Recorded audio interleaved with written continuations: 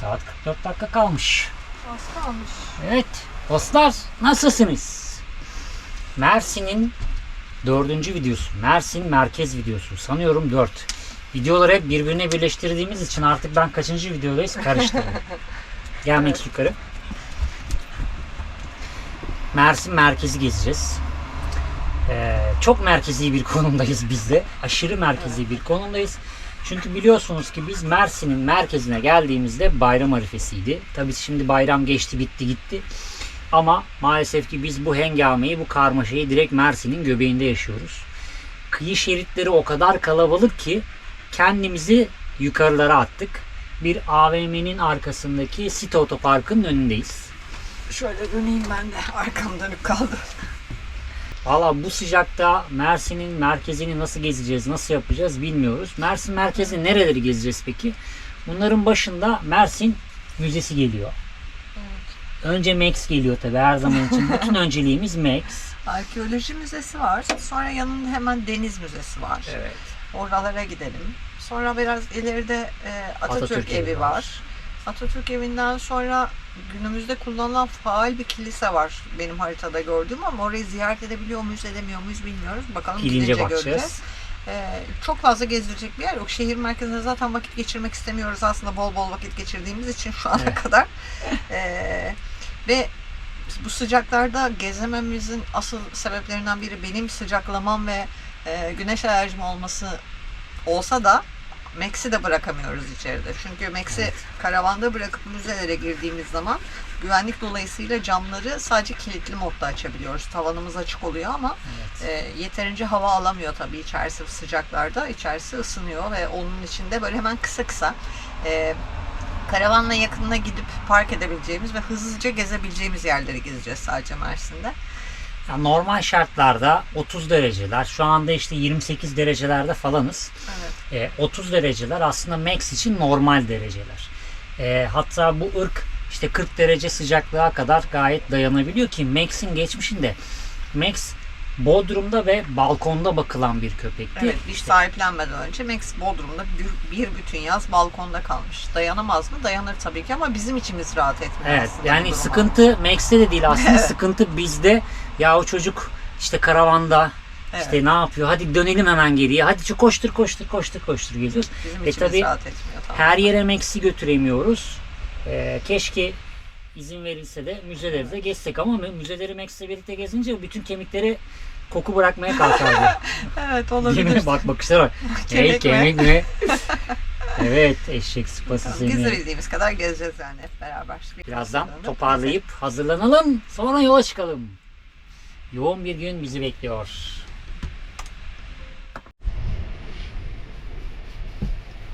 Karavan hayatının enleri.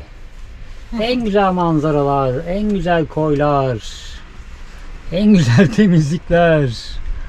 Ve gün boyu bulaşık.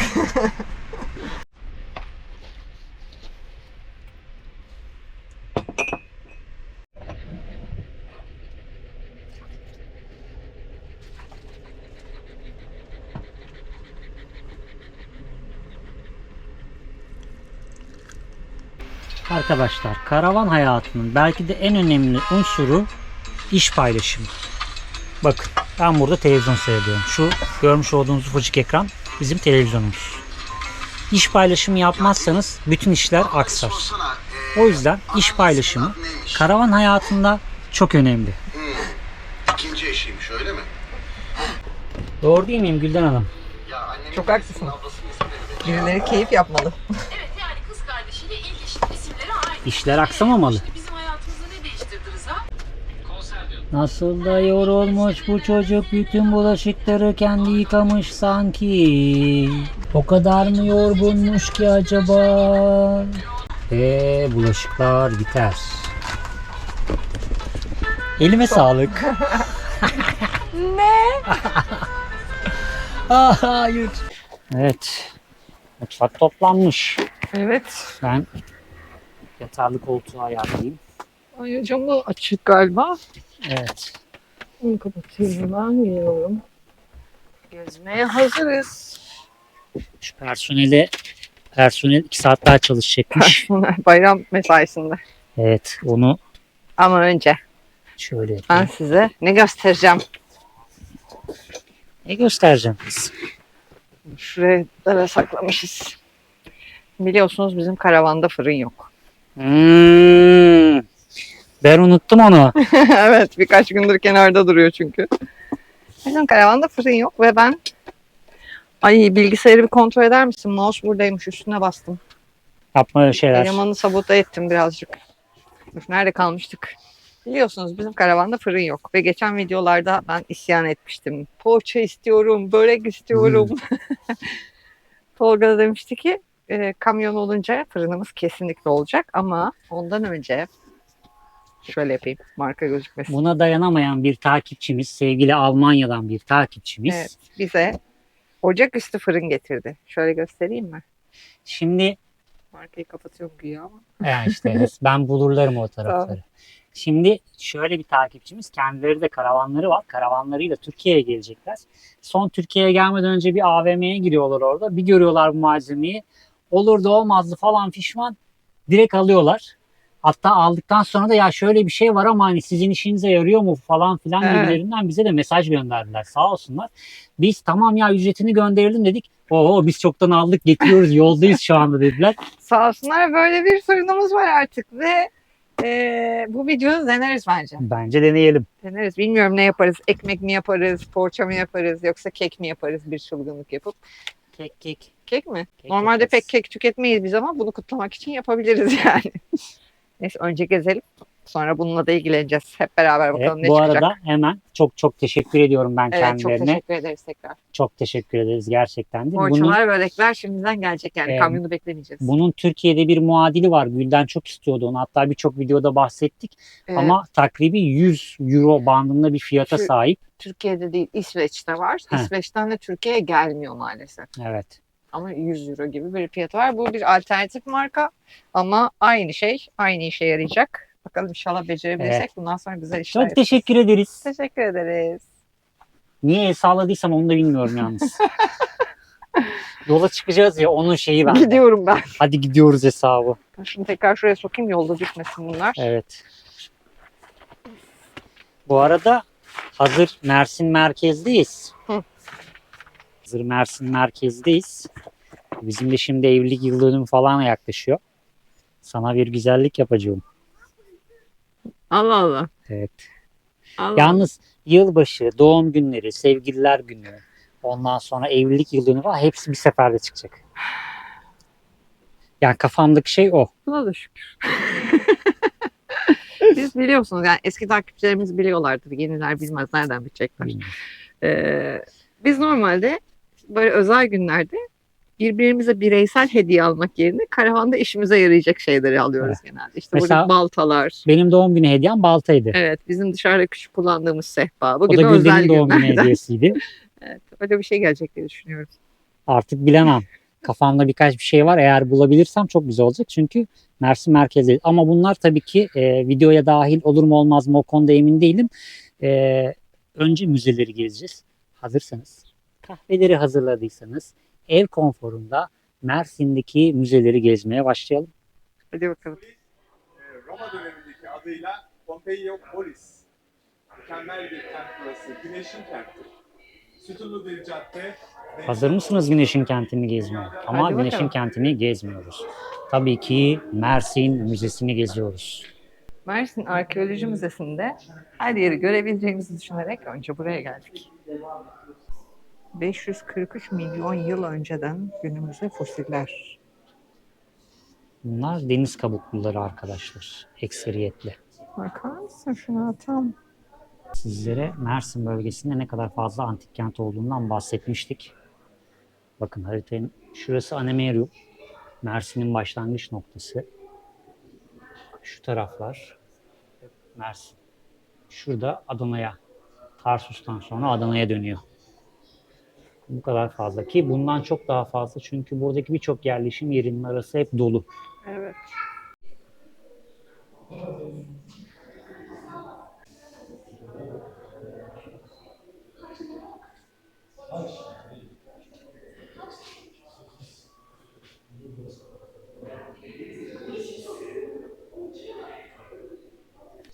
taşların, kayaların canlandığı zamanlardan. Baksanıza görsellere. Bunlar mezar stelleri arkadaşlar. Kanlı Divane'de bulunmuş. Bu. Şu arkadaş mı? Evet. Kanlı Divane'yi gezdik biliyorsunuz. Burası orada bulunmuş. Şu iki asker kabartması da Tapureli Ören yerinden. Ama bunlar fake. Evet, sonradan yapılmış gibi ama Bunların ikisi de fake. Bunların orijinalleri, özellikle şu arkadaşın orijinali de Kanlı Divane'de. Hatta Kanlı Divane'de değil, Çanakçıören yerinde. Hemen Olabilir. aşağıdaki Çanakçı'da. Buradaki canlandırma da Yumuktepe höyüğünden bir canlandırma. Lakin Yumuktepe şu anda geziye kapalı. Sadece arkeoloji müzesinde görebiliyorsunuz. Şuradaki karaltı, korkmayın sakın, gülden. Benim. Işık yapayım. Bakın alanda 4 tane sütun var. Normalde yanından geçer gidersiniz. Ama dikkatle baktığınız zaman Gözler.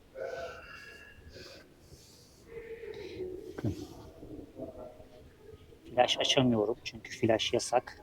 Bakın şu burnu, dudaklar, saçları, şunlar. Biraz memnuniyetsiz bir amcaymış galiba. Suratı Evet. böyle buruşuk. Bu sütunun 4 tarafında her birinin erkek başları var. Ben bunların fotoğrafını çekeyim. Eğer gözükmezse Evet, fotoğraflarını koyarız.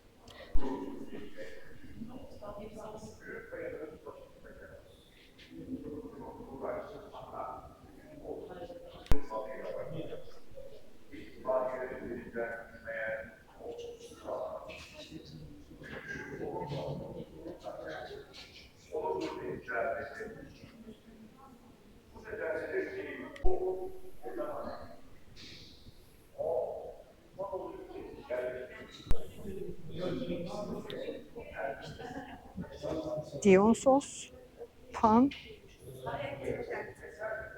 Bu kim bilmiyorum. Yok kendi çünkü. ile bağlantılı olan kale. Biz bu kalenin arka köşesine geçip de çekmiştik şeyde. Evet, şu taraftaki canlandırma da Kız Kalesi. Şöyle aydınlığa geleyim. Evet, Mersin'de gezemediğimiz yerleri de müzede gördük. Mersin'de gezemediğimiz çok az bir iki nokta Evet. vardı.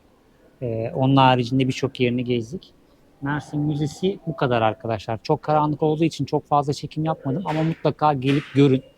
Buradan sonra da diğer yerleri gezebilirsiniz. Diğer yerleri gezip buraya da gelebilirsiniz. Hemen yan tarafında Deniz Müzesi var. Buraya gelmişken oraya da gitmeden es geçmeyin. Evet, çayları kahveleri tazeleyin. Deniz Müzesi'ne gidiyoruz.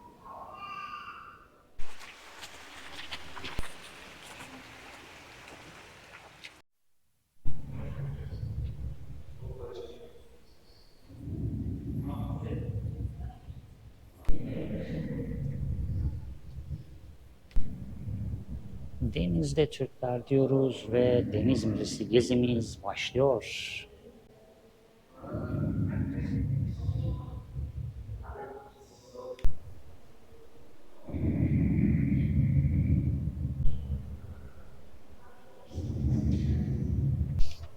Barbaros Hayrettin Paşa'nın sancak gemisiymiş arkadaşlar bu.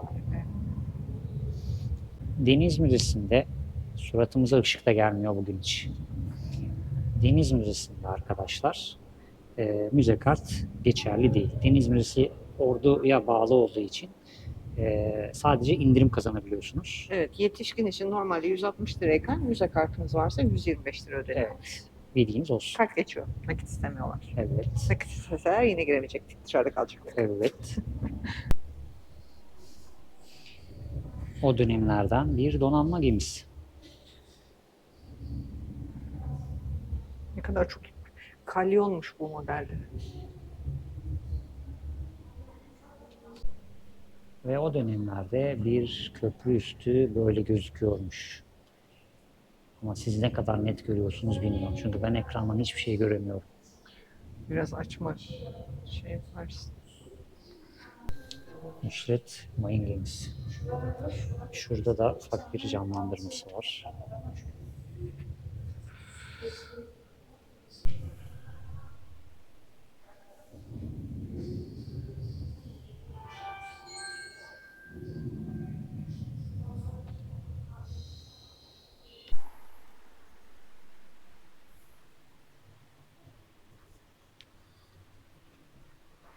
Evet.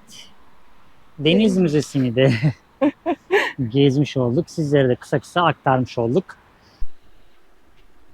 Trafik mi seyrediyorsun çocuk? Bakar mısın, gözleri dalmış. Ne zaman çıkacağız bu trafikten Trafiği mi diyor. seyrediyorsun?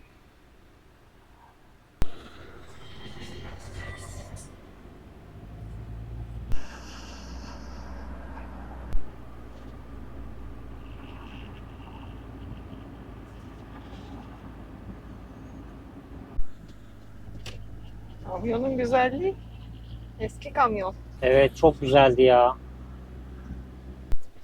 Atatürk evine gitmeye çalışıyoruz. Girişte otopark yapmışlar direkt. 150 lira açık otopark, kapalı otopark 130 lira.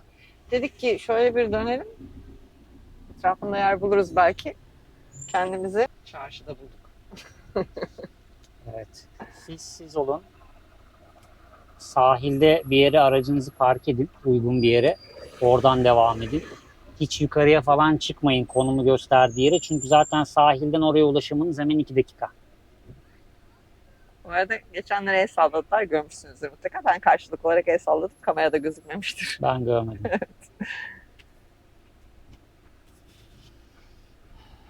Max'in ciddiyeti. Çok trafik, çok sıcak diyor Trafik, Max. kalabalık insan. Max çok böyle şaşkın. Karşıdaki binanın yüksekliğine baksana. Evet. O meşhur olan bu olabilir mi ya? 40 Olabilir küsur belki. katlı. 42 miydi? Öyle bir adı vardı. Evet. Bir şey plaza diyorlardı. Bakın şurada Meski var. Meski'nin hemen şu yan tarafı Atatürk evi. Oradaki otoparklar 150 lira Gülden'in dediği gibi. Ya buradan devam edeceksiniz. Buradaki taksi durağından biz şurada yer bulduk. Sahile inmeden. Hemen oraya park ettik. Eğer Meski'yi geçerseniz direkt çarşının içine giriyorsunuz. Şurası çarşı başlangıcıymış. Evet, yani o tarafa hiç gitmeyin. Eğer otoparka girmeyecekseniz ben veririm 150 lira problem değil derseniz otoparka girin. Ama sonrası çarşı içi ve tek yön olduğu için bayağı Geriye bir, dönüş çok zor. evet, bayağı bir çarşıyı dolaştırıyor size. Mersin Atatürk evi.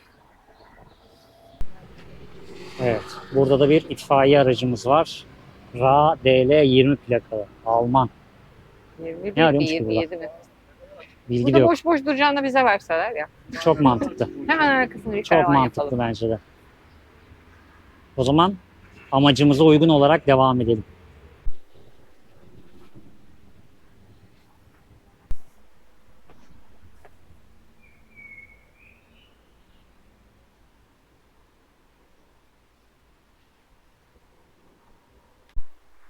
Atatürk Evi ve Müzesi 1897 yılında Alman konsolosu Christmann'ın Mersinli Mavromati ailesinden bir bayanla evliliği nedeniyle konut olarak kullanılmak üzere yaptırılmış. Atatürk ve eşi Latife Hanım 20-31 Ocak 1925 tarihleri arasında bu konakta o günkü sahibi Fedon Tahinci tarafından 11 gün boyunca konuk edilmiş. 1972 yılında ise Nebil Hayfavi tarafından satın alınan binada Toros Koleji açılmış. 1974 yılında Kültür Bakanlığı'nca koruma altına alınan bu alan restorasyon çalışmaları tamamlandıktan sonra 12 Ekim 1992'de Atatürk Evi ve Müzesi olarak açılmış. Evet, Atatürk Müzesi'ni içeride çekim yapmak yasak. Sadece fotoğraflar çekebildik. Fotoğrafları da siz mümkün mertebe detaylı bir şekilde çekip sizlere aktarmaya çalıştık.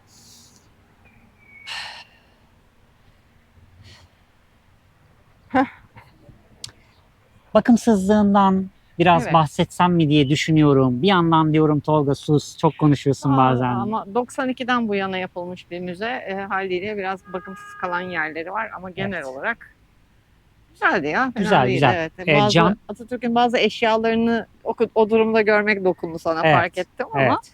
yani 92'den bu yana Yani. rutin bakım yapılmıyorsa olabiliyor öyle şeyler. Bir de zaten içerideki canlandırmalar, sizin fotoğraflardan gördüğünüz canlandırmalar, burası bir dönem kolej olarak kullanıldığı için hani burası böyleymiş. O döneme ait eşyalar bile olmayabilir ama Evet. içeride muazzam eşyalar var. Özellikle bir iki tane dolap inanılmaz Evet. güzel işçilikte. Çok detay çekmedim ama uzaktan Evet. çektim. Belki görünür hale getirebiliriz oraları. Biz Mersin'i Türkiye kıyı sınır şehri turunda da çok beğenmiştik. Şundan Evet. dolayı. Mersin'e girdiğiniz zaman her tarafta Atatürk'le karşılaşıyorsunuz. Her tarafta bir Atatürk posteri var, bir Atatürk büstü var. Tam karşımızda Her Atatürk tarafta. Parkı bu arada. Evet. Sen deyince şimdi. Şu sahilin hemen Evet. şurası Atatürk Parkı. Hani yani Mersin Atatürk için çok önemliymiş. Mersinliler için de Atatürk Atatürk. çok önemli ve bunu üstüne basa basa böyle her yerde gösteriyorlar. Bu yüzden Mersin'i ayrı seviyoruz. Hadi O gidelim. zaman hadi gidelim. Bir sonraki noktamıza doğru yola çıkıyoruz. Hadi bakalım. Bir de her yerde palmiyeler.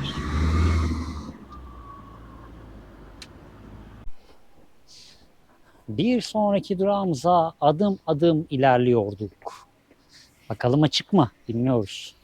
İnşallah. Bu kadar döndük dolaştık geldik, açık olsa iyi olur yani Evet, bence. 2 tur attık çünkü önündeki sokakta durma ihtimalimiz yok. Evet, bir sonraki durağımız Latin Katolik Kilisesi'ydi. Burası faaliyette olan bir kilise. Hatta şurada görebiliyor musunuz bilmiyorum, kocaman bir güneş saati çizelgesi var. Görgü kuralları dolayısıyla ben giremiyorum çünkü altında şort var. Biz bir bakalım ya. Kapı kapalı ama şimdi biz çalacağız zili. Bakalım nasıl.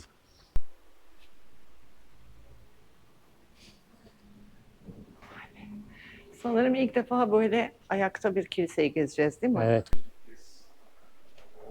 Ama yaz, Feder'e yaz.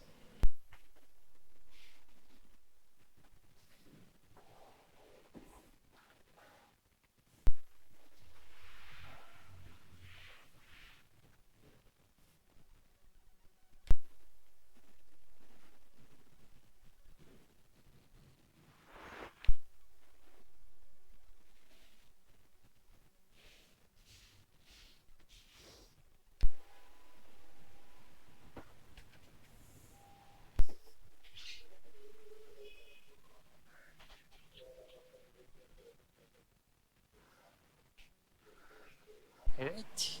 Beni de içeri aldılar. Bir şey olmaz ya dediler. Tamam gel dediler. Zaten içerisi pek kalabalık değil Yani, dediler. ibadet saatlerinde içeriği ziyarete açmıyorlar. Onların işte kapıda zaten ziyaret saatleri de yazıyor ama Evet. ibadet saatine denk gelmeseniz biraz beklemeniz istenebilir. Ama şu anda müsait olduğu için temizlik yapılıyordu içeride. Hep gezdiğimiz işte bazen restore edilmiş kiliseler, bazen yıkıntı halde gördüğümüz kiliselerin ayakta duran bir halini gördük sadece. Evet. Diğerlerinden fark yoktu. Hatta Nevşehir'de gezdiğimiz Meryem Ana Kilisesi, vaktiyle hapishane olan, filmler çekilen kiliseye Evet. de aşırı benziyordu iç alanı. Evet. Sadece biraz minyatürü gibi. Evet. Burası da listemizde ekliydi. Hı. Hazır ziyaret edilebiliyorken dedik ki bir ziyaret edelim. Size de gösterelim. Gelip böyle ziyaret edebiliyorsunuz. Ama uygun Evet. kıyafetlerle askılı ve şort istemiyorlar. Tabii ki. Sonuçta Saygılı. bir dini ibadet yapılan bir alan orası da, nasıl ki bizim camilerimiz. Evet. Bunların kurallarına uyup ziyaret edebilirsiniz siz de görmek istiyorsanız. O zaman Şimdi birkaç alışveriş yapmamız lazım. Tüpümüz bitti sabah. Tüp dolduracağız, market alışverişi yapacağız. Sen bana hediye alacaksın. evet. Tabii bunları sizlerle paylaşmayacağız sonra, değil mi? Belki paylaşırız bilmiyorum. Marketlerde O anki çekim. şimdi şehir merkezi çok hareketli olduğu için de her zaman her çekim yapamıyoruz. Marketlerde çok marka var. Gösteremiyoruz size. Evet. Markaları gösteremiyoruz. Maalesef internetin böyle kuralları var. Hadi çıkalım bir an önce, geç kalmayalım. Saat geçiyor. Sonra da konaklayacak yer bulacağız. Evet. Hadi bakalım. Evet. Turumuz bitti. Tüpümüzü de doldurduk. Sularımızı aldık. Ekstra kıyafetlerimizi aldık. Hediyelerimizi, her şeylerimizi aldık. Peki şimdi ne yapacağız? Şimdi öncelikle birinci iş, bu ikili koltuğumuzu bir açalım. Hediyelerimizi aldık derken ben dayanamadım hemen. Özellikle yürüyüşlerde aradığımız termosumuzu Bursa'da unuttuğumuz için, yürüyüşlerde kahve içemediğimiz için bir termos. Şapkalarımız çok eskimişti biliyorsunuz. Benimki Seninki parçalanmıştı. yırtılmıştı, evet. Elimde kalmıştı benim. Evet. Gülden'e tam Gülden'i yansıtır bir şapka bulduk. Şöyle çok güzel. Ben de böyle bir şey buldum. Şöyle şapka aldık. 2 tane. Ondan sonra Termostan sonraki en önemli şeye geleyim mi? bence en önemli şey termos Bence hikaye. termos, hani o yazın sadece de. Biliyorsunuz benim güneş alerjim var. 50 faktör korumalı bir üst aldık. Normalde aslında bu sörfçülerin giydiği bir şey. Evet. denize girerken de çok işime yarayacak. Güneşe çıkamadığım anlarda da bence normalde de giyebilirim bunu. Evet, normal işte şu şalvarının üstüne giyebileceğim bir şey Evet. aslında bakarsan. Güneşte rahat yürüyebilirim artık. Evet. Bir tek boynum açıkta kalacak. Geri kalan bütün alanlar 50 Koruma faktör altında. korumayla koruma altında olacak. Yani en üst seviyede bir güneş kremi gibi etkisi var direkt. Aynen öyle. Güneş kremi gibi. Yani ultraviyole ışınlara karşı korumalı bir malzemesi var bunun. Bu malzemenin normalde yurt dışında Japon, Çin grubu arkadaşlar özellikle çok fazla kullanıyorlar. Biliyorsunuzdur, onlar bembeyazlar ve çok korunmaya şey yapıyorlar. Korumaya önem gösteriyorlar. Onlarda kapşonları falan var ama ülkemizde maalesef sadece bu var. Evet. O yüzden oralardan gelecek bir arkadaşımız olmadığı için de bununla idare edeceğiz ama çok iyi oldu. Aynen. Gerçi bu sene denize giremeyeceğiz artık. Evet, deniz artık çok Sahil zor. kıyısından ayrılıyoruz. Mersin çok zor. merkezle birlikte ama olsun. Ne kadar Ama- erken o kadar iyi. Hani atıyorum antik kent gezeceğiz o bu. Bence bunu Yürüyüşlerde. üstüne yürüyüşlerde de kullanabilirsin yani. Kesinlikle. Çok avantajlı olacak o. Ondan sonra outdoor botumuz yoktu. Ayakkabımız yoktu daha Ayakkabılarımız. doğrusu. Ayakkabılarımız eskimişti. Beyaz Ayakkabı aldık. spor ayakkabılarımız mahvolmuştu. Bugün benim ocağıma incir ağacı dikildi yani. Bugün harca mahvolduk yani. Gerçekten Gerçi öyle. hepsi de çok ihtiyaçtı. Öyleydi. Hazır bu kadar yerleşim içindeyken bari onları da aradan çıkartalım dedik. Evet. Tüpü söyleyecek misin? Evet, büyük tüp aldık. Artık büyük tüpe geçiyoruz. Küçük tüplerden illallah ettiğimiz için. Ya e, illallah etmedik. Aslında küçük ama- tüplerden memnunuz. Şundan dolayı memnunuz. Biz tura ilk çıktığımızda bundan 6 yıl önce biz ayda bir tüp değiştiriyorduk. evet. Ama son 3 yıldır hatta 2 yıldır diyebilirim. Ne hikmetse tüpler 15 günde bitiyor Evet. arkadaş. 15 gün maksimum 20 güne kadar uzatabiliyoruz. Ve çok dikkat ediyoruz. Boşa harcamıyoruz zaten, hemen suyumuz kaynadığı gibi kullanıyoruz falan, öyle boş yere ocak hiç çalışmıyor ama niyeyse 15-20 gün aralığında bitiyor tüplerimiz. Ben şey dedim illallah dedik diye, şimdi her yedekli devam ediyoruz, 2-2 alıyoruz ve çok hızlı tükeniyor ya ve Evet. daha pahalandı. Evet. Geçen yıla kadar fiyatları makuldü yine. İnanılmaz zamlandı. Büyük tüplerle arasındaki hesaplamayla gidince onun bize daha avantaj sağlayacağını düşündük. Özellikle Evet. Doğu bölgesinde hatırlıyorsan bayağı dolanmıştık tüp şey yapmak için. Evet. İşte markalar değişiyor. Hiç bilinmedik markalar alıyoruz. O markalardan sonra işte bilindik markaları alırken ekstra para ödememiz Depozito ücreti gerekiyor ödeniyor falan. falan filan. O yüzden büyük tüpe geçiş yaptık. Yapacağız. Evet, yani yapacağız. Büyük tüpe geçiş Evet. yapacağız. Tüp aldık. Ondan sonra güzel de indirim yaptılar sağ Evet. olsunlar. Yani şöyle söyleyeyim. 2 ayda falan büyük tüp kendini amorti edecek. Evet.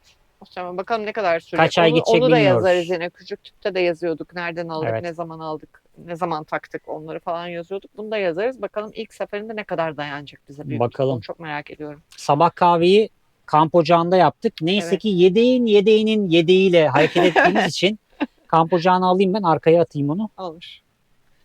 Buraları da bir ufaktan toparlarız sonra. Biraz ondan sonra yemek Sen- yemek işine biraz erken girişmemiz lazım. Akşama videomuz var. Akşama videomuz var, aynen öyle. Evet. Yemekte ne yapalım hiçbir fikrim yok.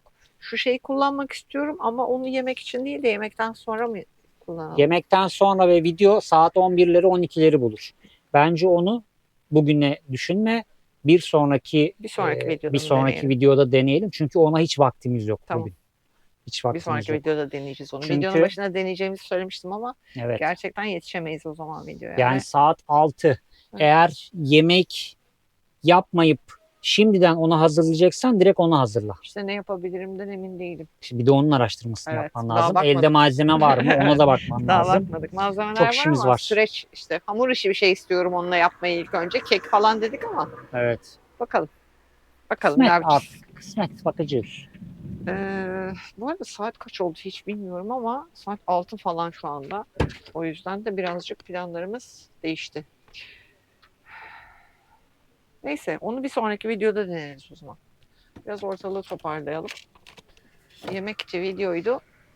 Bir de bugünkü şehir içi karışıklığı ve kalabalıklığı biraz fazla yordu sıcakla beraber. Hava durumuna bakacaktım. Yani işte 26 derece gibi bir sıcak yok. Gerçekten yakıcı bir sıcak var. Salla gezmeye başladım gördüğünüz gibi. Alerji hapımı içmeye başladım artık. Maalesef 27 dereceymiş bugün ama gerçekten yakıcı bir sıcak var. 27 derecede bile şal vardı hep üstünde. Alerji hapımı içtim. Ona rağmen bir batmalar hissediyorum ve güneş kremi de sürdüm. Bu kıyafet beni bayağı kurtaracak gibi gözüküyor. Mersin merkez. Mersin merkez güzeldi. Mersin merkezde bir tek videonun o bölümlerinde de söyledim mi söylemedim mi ya da biz buradaki itfaiye ile sohbet ederken mi şu anda başka bir şehir merkezindeyiz. Yine bir merkezdeyiz. İlçe merkezindeyiz. İlçe merkezindeyiz. Çok fazla ses geliyor olabilir etraftan. Tamamen ondan kaynaklı arkadaşlar. İtfaiye arkadaşlarla konuştuk da hani orada mı konuştuk, videoya bahsetti mi bilmiyorum. Ne bilmiyorum şu anda. Atatürk evinin hali. Ha evet. Üst katta sıvalar dökülmüş. Üst katın salonu sanki su basmış da o kadar fazlaydı yani Evet. bilmiyorum çektim mi oraları ama evet işte yani koruma altındaki yerlerin korunmasını bekliyoruz tabii ki. Umarım Evet. belki restore edeceklerdir yakında. Ben iyi niyetim. İnşallah. İnşallah. Yani Atatürk'e ait olduğu söylenen kıyafetlerin üzerinde küf bağlaması bile Evet. bence çok büyük bir ayıp. Orayı fotoğraf çekmedim. İyi ki de çekmemişsin. Orayı çekmedim. Ondan sonra, ama onun haricinde Videoya katmadığımız, bizim Mersin merkeze geldiğimizde kalabalık yüzünden dinlendiğimiz birkaç günde takipçilerimizle buluştuk. evet, Önceden tanıştığımız takipçilerimizden Emre ve sevgili eşi Dilara ile vakit geçirdik. Sağ olsunlar kargoların onların adreslerine gönderttirmiştik. Onlardan teslim aldık. Beraber vakit geçirdik. evet, Sonra Adana'da tanıştığımız Ahmet abiyle buluştuk. evet. Teşekkür ediyoruz. Hepsi bizden bileklik aldılar. Evet, onun için de ayrıyetten Ayrıca teşekkür ederiz. ediyoruz. Gerçekten hem sohbet etmeye gelip hem böyle bir bize destek olmaları bizim için çok mutluluk verici. Kesinlikle öyle. Siz de kanalımıza ve bize destek olmak isterseniz el emeği ürettiğimiz Parakort hayatta kalma bilekliklerinden satın alabilirsiniz. Açıklama kısmında Shopier mağazamız var. Oradan da alabilirsiniz. Ya da bizimle iletişime geçersiniz. Biz de size bu konuda yardımcı oluruz. Patil dostlarınız varsa da tasma sipariş verebilirsiniz. Evet. Ve hemen kısa bir not ekliyorum. Biz Mersin merkezde bulunduğumuz dönem maalesef bayrama tekabül etti ve biz Evet. birkaç gün konaklamak zorunda kaldık ve bayram dolayısıyla da daha evveliyatından görüştüğümüz birçok takipçimize de mesaj ya da iletişim kuramadık. Ondan sonra birçoğuyla denk gelemedik ama bayram dolayısıyla kimseyi de rahatsız etmek istemedik açıkçası. Evet, o yüzden iletişim kurmadık. kurmadık arkadaşlar. Kusurumuza bakmayın. Bu arada bayram kalabalığı yüzünden biz aslında birkaç tane yer değiştirdik. Evet. Öncesinde bir yerde mi kalsak acaba derken oradan başka bir yere geçtik, sonra başka bir yere geçtik, sonra sahilde kalamayacağımızı anladık, yukarılara çıktık, sonra orada da olmadı çünkü orman yasakları var, aşağıya tekrar geri indik. Bu arada da takipçilerimizden bayram tatilini Mersin'de geçirmek istediklerini söyleyen bir arkadaşlarımız vardı. Semih ve Şeyma. Yanlış hatırlamıyorumdur umarım. Yeni tanıştık onlarla çünkü. Instagram üzerinden mesajlaşıyorduk zaten normalde de Mersin'de olduklarımızı duyunca yer bulursanız haberleşelim falan filan derken onlarla da bir gün geçirdik. Oğulları var Evet. Çınar. Öpüyoruz. Çınar'la beraber çok güzel vakit geçirdik. Bugün hikayeleri paylaşırken o gününkileri paylaşıyorum. Hiç fotoğraf çekmemişiz. Ne onlarla çekmişiz ne bizim karavanla olduğumuz yerde hiç fotoğraf çekmemişiz. Hayda. Sadece biz onların yanından ayrılırken Semih bir Onların attığı videomuzu video var. çekmişti. Bir o video var. Hani o kadar güzel Aa. vakit geçirdik ki fotoğraf çekmek bile aklımıza gelmemiş. Ya. Mersin'de bizim keyifli vakit geçirmemize sebep olan bütün takipçi, eş, dost, arkadaş herkese çok teşekkür ederim. Hepinize çok teşekkür ederiz. 81 il Türkiye turunun 13. şehri bitmek üzere. Bak bitmek üzere. Yaklaşık 9 aydır yollardayız. 81 ilin tamamı zannediyoruz ki 5 ila 7 yıl arasında bitecek arkadaşlar. Evet, belki daha uzun, belki daha kısa Belki ama daha yani kısa. bu aralık içerisinde olacağını tahmin ediyoruz. Şu Evet. anki gidiş hızımıza bağlı olarak. O yüzden şehrinize geldiğimizde bizi yakalarsanız ne mutlu. Bize de mutlu, size de. Ne sıcak tırın dışında bir de sivrisinekler çıktı. Evet ya, sivrisinek sezonu açıldı ve inanılmaz çoklar bu sene. Sivrisineklerden dertleneceğiz herhalde. Çünkü bayram boyunca da birkaç yerde bayağı camımız, penceremiz kapalı bir yerden giriyorlar. Şundan şüpheleniyoruz. Daha önce o öyle değildi. Etrafında boşluk yoktu falan. Evet. Şimdi o çerçeve yüzünden muhtemelen oradan Tavanın giriyor kendi bir olabilirler. eğimi var. Hafif şu kısımlarında bir tık boşluklar var. Evet. Oralara bir operasyon düzenlememiz lazım. Bakalım.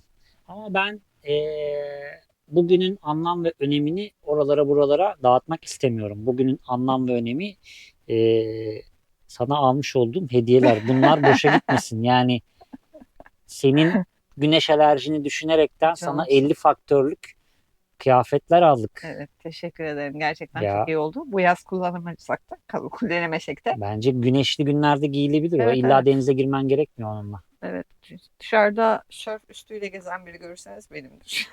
Ama ben Yok, giyerim yani şahsen yani. Gayet normal, sivit gibi duruyor Evet. zaten. Şey değil. Yani. Tabii ki. Lütfen. Rahat rahat denize girebileceğim. Ben en çok ona seviniyorum. Hani dışarıda Evet. bir şekilde şal atıyordum omuzlarıma, ne bileyim, ince de olsa bir uzun kollu bir şey geçiriyordum üstüme ama denize giremiyorum kaç senedir. Ve yüzmeyi seven biri olarak Çok üzücü bir çok durum bu. üzücüydü gerçekten. Kanoda hatırlamıyor Hayır, bu- musun geçen seneki bak, hallerimi? Bu beni de etkiliyor. Tabii. Ben de hani Sen de giremiyorsun. çok yüzmeyi girmiyorsun. çok seven bir insan değilim ama denize girmeyi severim. Hani Evet. en azından bir gir çık yapmayı severim ama Ben girmeyi. Sen de seni gitmiyorsun. kıyıda bırakıp tek başıma ne yapacağım ben? Ay kıyamam. Ya Ay kıyamam. Biz girmeyince Max zaten girmiyor. yani bu bak kısır döngüye yol açıyorsun. Gördün mü? Neyse çözdük. Yaşlı bir teyze elektrikli süpürgeyle süpürge yaparken farklı bir apartmandan gençler çekiyorlar. İşte bu Hmm. teyzenin elektrik süpürgesi gürültüsünden bizi kurtarın diye beyaz eşya markalarını şey Ya. yapıyorlar. Görmedin mi sen onu? Yok denk Geçen gelmedi sene hiç. falan da beyaz eşya markalarını etiketliyorlar. Bir sürü beyaz eşya markası teyzeye süpürge göndermek istiyor. Onun haricinde de bir bekar kızı mı ne varmış yetim. Hı. Onu da beyaz eşya düzüyorlar falan. Ya Yani bizim etiket çok şey. takipçilerimiz siz ne yapıyorsunuz ya? Aa, Alıyorsunuz kahvenizi sıcacık evinizde. lütfen öyle deme. Bizim takipçilerimiz ne yapıyorlar bize bak. Hemen şundan başta göstermiştik ya. Evet. Bizim takipçilerimiz ne yapıyorlar? Bize hediye alıyorlar. Bak sponsorluklarla Evet falan canım. uğraşmıyorlar. Direkt olaya giriyorlar bizim Kendileri takipçilerimiz. gönderiyorlar direkt. Bak şunu göstermek istiyorum. Videonun başında şey yaptık kutu Hı hı. olarak gösterdim de aslında niyetimiz bundan bir şeyler yapmaktı ama öyle bir şey olmadı bu akşam videomuz olduğu için. Kutu açılışına döndük. Göstereyim nasıl bir malzeme Tamam. olduğunu. Yer Şöyle değiştir, açı değiştirelim mi? Açı Çok değiştireyim. karanlık Ben kaldı arkadaşları burası. halledeyim. Eskiden kek tenceresi mi? Öyle bir şey diye bir tencere vardı Türk halkında. Onun çok büyük haliydi. Bu şu alt hazne, tamam mı arkadaşlar? Şunları da alayım üstünden. Sonra bu haznenin üstüne bunu koyuyoruz. Bunun içine yani şu alanı da kullanabiliyorsun. Atıyorum sulu yemek yapmak istiyorsun, fırın yemeği. Burayı kullanabiliyorsun. Ama yapışmaz bir şey yapmak istiyorsan böyle bir silikon kabı var. Bunu koyuyorsun. Ya da bu da kirlenmesin diyorsan yağlı kağıt var. Onu serebiliyorsun içine. İstersen ızgara yapacağım dersen ızgaralısı var. Şunu şöyle koyuyorsun. Tabii bunun haricinde koyuyorsun. Yani ben bütün parçaları bir arada göstermeye çalışıyorum. Sonra kapağı var. Kapağın iki tarafında hava delikleri var. Orta alanı boş. Bunu kapatıp ocağın üzerinde fırın yemekleri yapabiliyorsun. Poğaça yapabiliyorsun. Ekmek yapabiliyorsun. Nasıl oluyor? Hemen şöyle göstereyim. Şu altındaki boşluk var ya. Hı hı. Buradan içeriye şu kapağın içine buhar döndürüyor sürekli. Hem ısı hem buhar döndürüyor. Bayağı fırında pişmiş gibi poğaçalar pişirebiliyoruz. Ekmek yapabiliyoruz. Yeni fırınımız hayırlı olsun. Evet. Ocak üstü fırın diye geçiyor zaten bunlar. Ama işte ızgara dahi yapabiliyorsun. Çok büyük eksiğimizdi gerçekten. Bu kadar bütün parçalarıyla beraber gelmesi de demek oluyor ki gelsin poğaçalar, börekler. Hepimiz boş boş bakıyoruz kameraya. Evet dostlar. Evet dostlar.